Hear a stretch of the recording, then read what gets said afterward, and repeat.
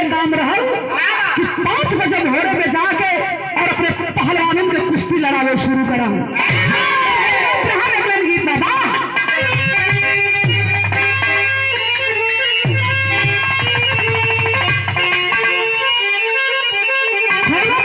अपने परदेशी सैया से कहले भैया का कहलस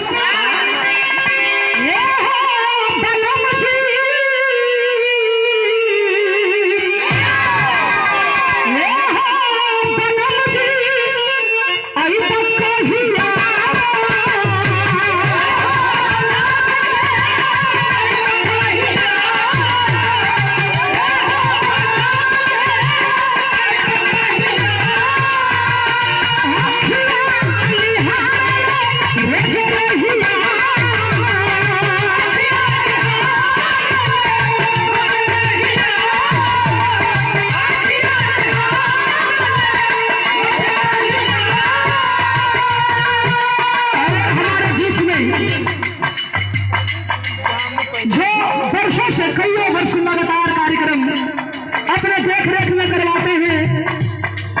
सिद्धहवा बाबा के मंदिर के पुजारी और हमारे गार्जियन संजय यादव प्रमुख जी बाबा जी के आगमन हुआ है।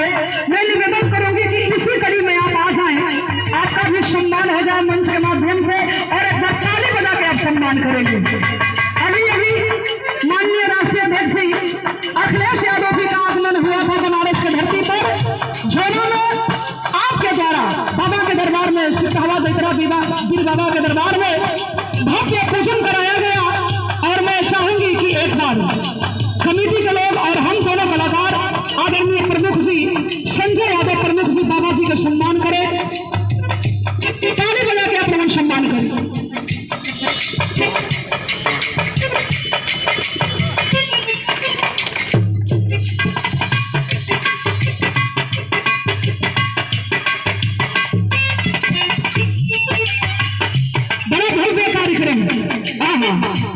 पूरे पूर्वांचल में जो आपन कार्यक्रम होला वो कार्यक्रम का कोनो झोट ना हो, बहुत बड़ा कार्यक्रम है।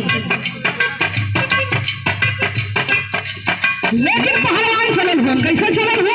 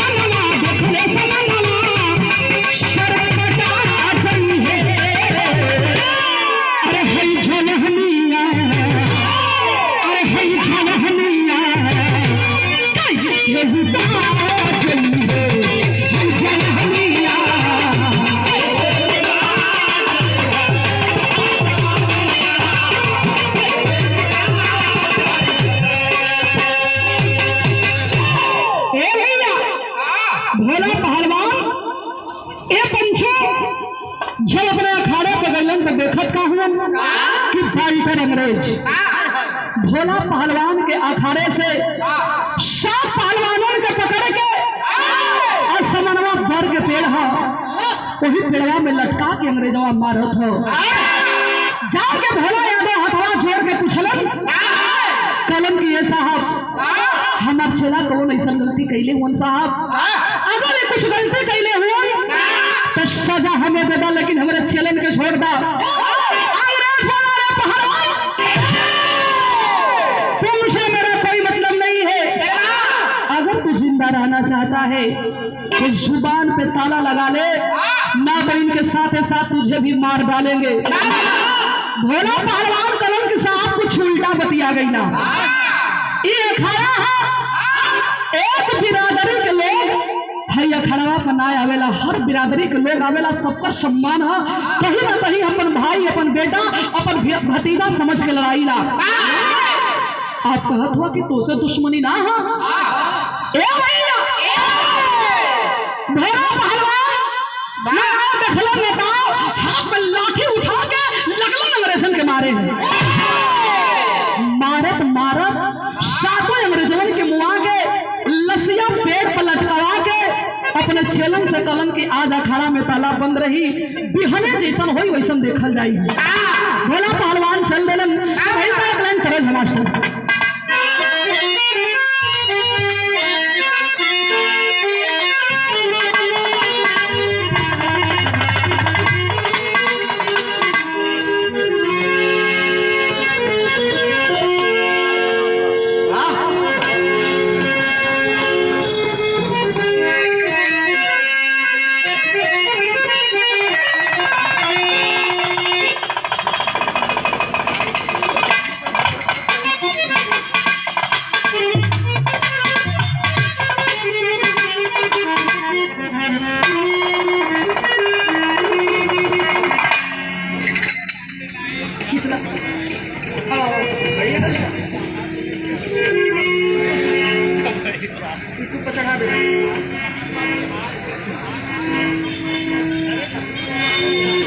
और ये सुंदर शाल समाजवादी गमछा पुष्पहार 500 रुपया पुरस्कार और एक डब्बा मीठा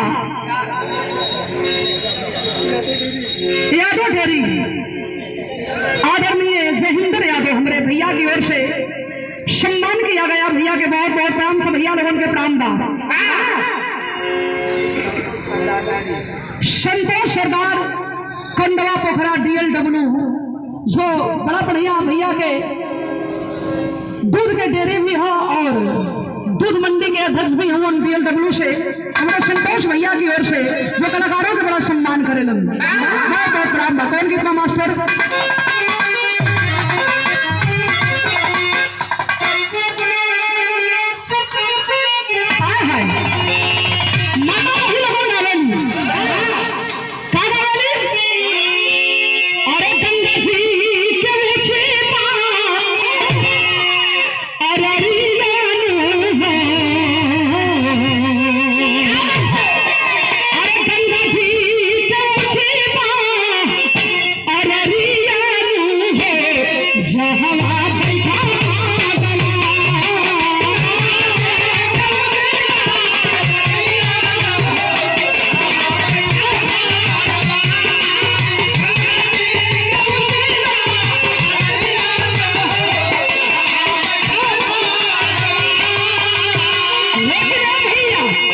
देख लिया थोड़ा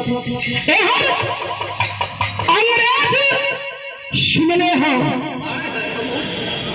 कि भोला पहलवान हमरे साथियन के मरले हो तो कैले का कैले अरे सुन के अंग्रेजन के मराना मानू है अहिने जाने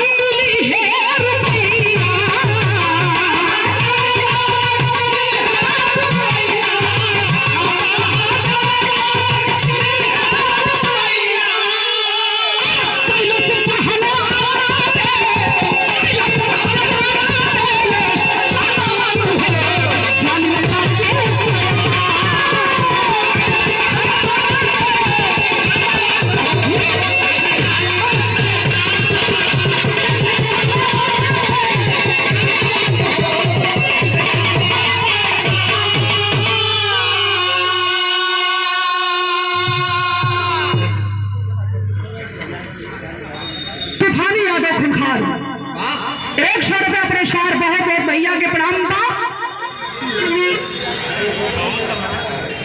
आदरणीय रोशन सिंह जी भट्टा मालिका की ओर से 200 रुपया पुरस्कार बहुत बहुत प्रणाम। शंकर भगत कौवाडार से 100 रुपया पुरस्कार प्रणाम सब भैया लोगों के प्रणाम बा। भोला पहलवान के अखाड़े में अंग्रेज ताला बंद करवा दिया। चप्पा अंग्रेज पूरे झांसी को घेरवा लिया। ऐलान करवा दिया कि जो भोला पहलवान को पकड़वाएगा उसे 10,000 रुपया डॉलर इनाम दिया जाएगा। हाय हाय हाय 20 दिन से भोला पहलवान अपन घर छोड़ के भागल हुआ। घरवा के बा दुल्ही के नाम बा गिरजा। और गिरजा के गोदिया में एगो छोट बच्चा बा 4 साल के, जोने बेटुआ के बाबू माई मिल के नाम रखले रहलन लोरी की यादव। 20 दिन से अपने बाप के लड़का नहीं खे देखा। भोला पहलवान सोच गिलन कि आज ना तो कल अंग्रेज के हाथ से ही हम मारल जाई। तो कहे ना अंतिम मुलाकात चल के अपनी बीवी और अपने बेटा से कर आई।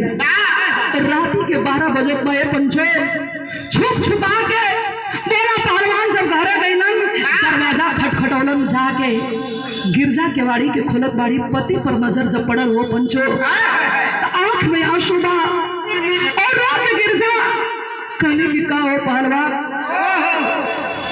कहले कि का हो पहलवान, कौन हम गलती कैले रही हो कि हमें छोड़ के पाई, हमें ना याद कैला चल सकत रहल, लेकिन आई लइकवा के ना याद आवेला। रोज पूछेला कि माई रे बाबू कहाँ हुन, हम कौन इसे जवाब देती। भोला पहलवान दुल्ही के अपने हाथवा पकड़ के सीने से लगा के कहलन कि ये गिरजा हमके माफ कर दिया। हमार तोहार अपने दिन के संबंध रहल, अपने दिन के प्यार रहल। तबला पहलवान के दुल्ही हाथवा झकझोर के छुड़ा के कहले कि सुना, दिमाग ठीक करके बात करिया पहलवान। मांग में सिंदूर, गले में मंगलसूत्र, 4 साल के गोद में मरे एक बच्चा डले हुआ यो कुल बेकार है। तब भोला पहलवान कहलन का कहलन